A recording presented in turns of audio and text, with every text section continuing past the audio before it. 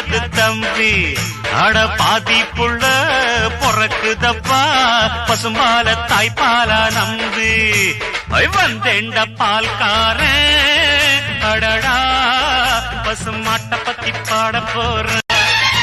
ரத்தத்தில் ஒரு பாதி பாலாக பிரிப்பது பசுவோட வேலையப்பா, அது பிரித்தாலும் பாலோடு தண்ணீரை கலப்பது மனிதனின் மூளையப்பா.